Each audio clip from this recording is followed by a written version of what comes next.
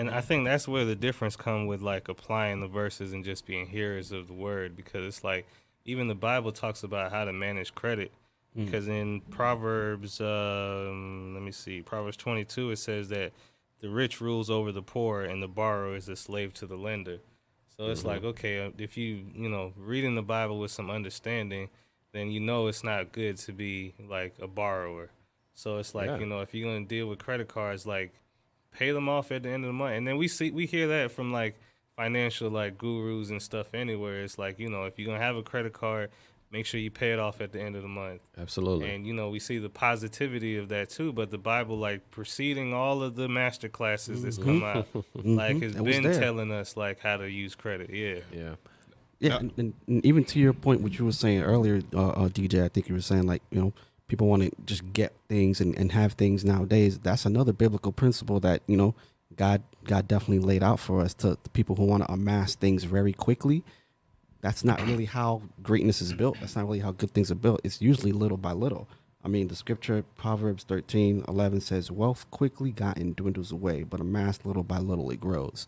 And that's, kind of talking about investing, talking about having some patience and having some, the mindset, the discipline. It's a couple of different aspects into that play into that verse, but you apply these principles and wealth can be attained. I'm not gonna lie though, that one hurts me a little bit because Why you say that? if y'all know me, I talk about Hitting a lot of hitting the lotto one day, man. I really believe it could happen to me. Hey, I man. believe What's your I'm not chances? doubting you. What's your chances? It's like 1 in a couple 100 million, something like that. But there's still a chance, You seen Dumb and Dumber, so you're telling me there's a chance. You're doing it little by little. That's for sure.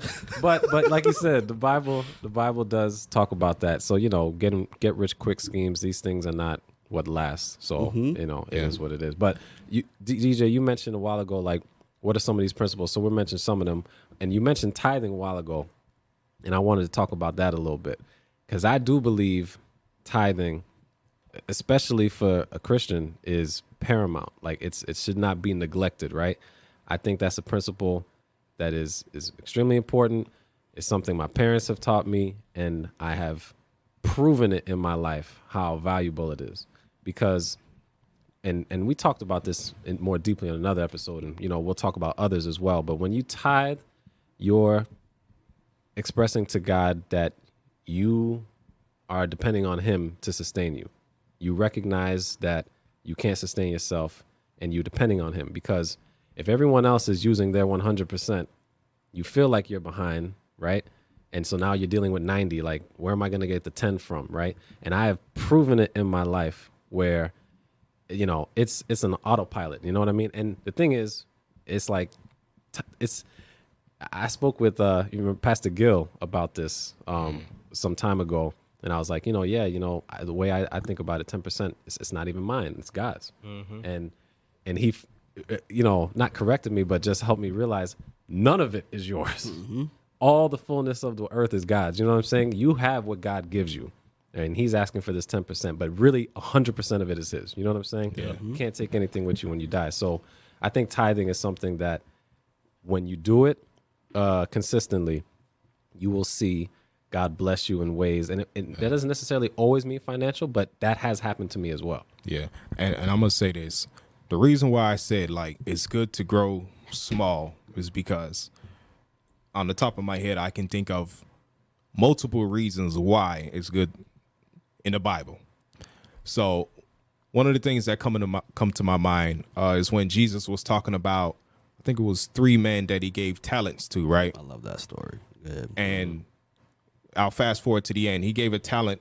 I think it was 1 talent to a man, and he just decided to bury it in the ground. He gave 5 talents to one. He doubled it. He made 10. And then, so on and so forth. But the one guy that he gave 1 talent to, he just decided to put it in the ground. Now, I think the reason why Jesus did that is because He knew that this man didn't understand one principle. And that principle I was talking about, again, before the podcast, which is management. Shout out to the late, great Miles Monroe. I learned this from him, and it blew my mind. Like, God didn't cause rain to water the land back in Genesis. We're talking about Adam and Eve here, until man was on the ground. because he needed man to manage the earth. God is not going to bless you until he sees that you can manage what he has. So he's going to test you. He's going to give you, all right, let me give you one talent. Let me see what you do with that talent. Yep. And then a lot of us, we just bury it in the ground. And then you know what we do? We look at God like a genie, like, oh, God, I lost my talent. You're the great good father. It don't work like that. That's why.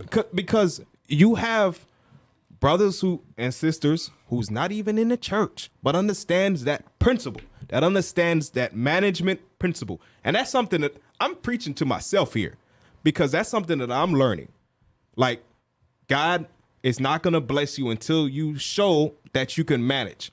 The reason why my wife is happy with me is because I've shown that I can keep honest with her. Everything is about management. Yeah, that's why, like the word says, to be a good steward with the things that God's blessed you with. Because I mean, if you can't be good with the little, then why would he give you greater? Come on now. So, you know, and then a lot of times too, like, we don't want to identify it clearly, but people who have been in church for 20, 15, 30 years and are never at a place where they have a little extra is not aligned with the biblical precepts when it comes to finance. Like, I don't care what nobody say. It doesn't mean that everyone in the Bible is going to be millionaires. I mean, everyone in the church is going to be millionaires, but everyone should be able to have a little bit extra if they're following the precepts of the Bible, regardless. Yeah, I think so for the most part. I think one thing, too, that I don't want to be lost in all of this is, you know, while there are biblical principles about finances that God has laid out for us that will help us in this life, ultimately, you know, this is not the ultimate finances, right? I mean, God is more concerned with your spiritual well-being than your physical and temporal. But at the same time, we are here and we're here for a purpose, and we need to do what we have to do while we're here. DJ, you mentioned something I wanted to touch on a little bit earlier. I think you were saying, you gave an example of, all right, the tithe money, what's it for? You know, why not say this month put 15% together, take this extra 5 and we'll invest it or whatnot, right? I was just thinking, why don't we see stuff like that happen? I'm thinking it's got to be trust and greed.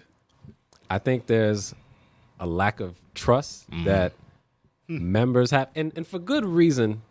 We've seen, not necessarily Church of God Seventh Day, but in Christendom at large, especially in the United States, we've seen churches with pastors who have said, give me your money, you're going to get blessed. And they do all kinds of wild stuff with the money. And I think some people have this distrust of the leadership in churches to the point where someone might have a good idea, but they're like, but then again, there's plenty of people who still do it, right? Yeah. So, but I think the same thing could be done with your 10% too. I mean, yeah.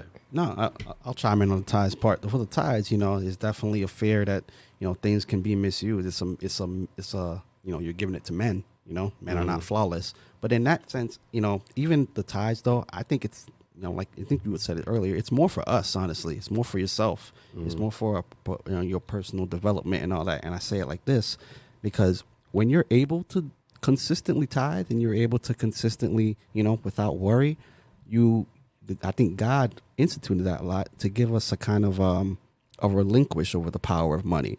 So that we're not always thinking that, hey, this is our money, or so that we do recognize that, hey, money is not everything. I can give away this 10% and be just fine with life. So now you're not even thinking, money is not that big. It is huge. It's important. Like we said, it needs to be talked about. It's something that rules you, something that's in your life day in and day out. You know what I'm saying? But to that point, you know, there is a relinquishing when you're able to tithe effectively. And just real quick, it's money doesn't sustain your life. God does. Just remember it is, that. and that's what teaches you. Yeah, and I think also it says too, like, you know, that as you're generous, like, you know, God loveth a cheerful giver. So the more that you can open your hand to give and to pour into others, the more God will give you back. But it's like the people who are always talking about money, who are always struggling with money, are the ones who don't never have nothing to give nobody. To that point. Oh, go ahead. And it's like the seeds that come up that are choked by the thorns of life and the cares of life, because now all they worrying about is like getting these hours in so they can pay these bills and not have no money left at the end of the month. So to that point, being generous and giving, I have a question. Should we make loans to people and charge them interest? Hey, what's going on, everybody? This is DJ from the Hold Your Point podcast. I really appreciate you all for watching the video. Please like this podcast and share it with a friend. Thank you so much.